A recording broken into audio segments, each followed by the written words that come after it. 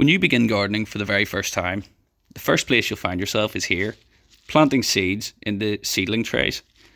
So I've got 5 tips that'll help make sure that you end up with a harvest at the end of all of this and that it doesn't go to waste. So the first one is selecting the correct type of seed. You'll notice at the bottom of each pack, it'll tell you a sow date and a harvest date. And it's really important to abide by this, otherwise you might not have success at all. And if you look in the back, they normally have this chart that tells you how to treat the plant as well. So when to sow it indoors or outdoors, when to plant it out, when to harvest it. If you stick to that, you'll have a much bigger chance of success. The second thing then is the grow medium or the seedling mix. So you want to make sure you're not planting in something out of an old pot or planting in, multi-purpose compost. That's not ideal for this situation. Get yourself a bag of seedling mix or potting mix. Just go to a garden centre or a shop and ask. I'm sure someone will be able to help you with that. The next thing then is at what depth you plant it as well. So I've just put these seeds on. I'll cover them up. But that's another question that I get asked. And oftentimes with beginner gardeners, I either see that they don't fill their seedling trays up to the top, or they, plant the seed way down deep and dig a big hole and bury it in there. Normally, it is about 1.5 to 2 times the size of the seed in depth. So really, you don't need to put them down all that far. And also, if you check the back of your seed packets, it'll normally tell you as well. So for sowing outdoors, you can do da-da-da. We're not doing that. If you look to the sow indoors section, it'll say 0.5 centimetre deep in a tray of compost, water well, and place in a cold frame or unheated greenhouse, which is exactly what we're going to do.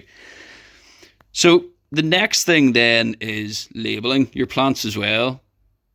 You might get a bit carried away the first time you start gardening and you'll not really know what's what after a few days. Everything looks so similar and you can kind of forget what's going on.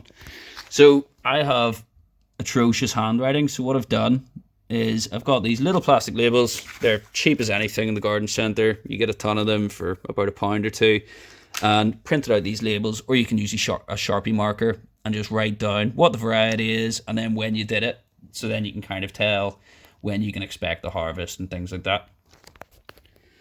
Next thing then, giving it a water as well. So once you plant these seedlings, you want to give them a bit of a damp on the top.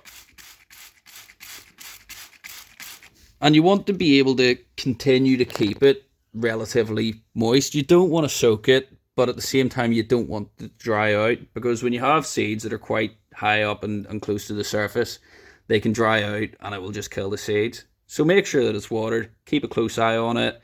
If you have an unheated greenhouse, or if you have maybe the likes of a conservatory, kitchen windowsill, these are all great places, but make sure that it's somewhere that you frequent, somewhere that you can keep on top of it and that you don't forget about these for a few days, because they're quite precious at this stage.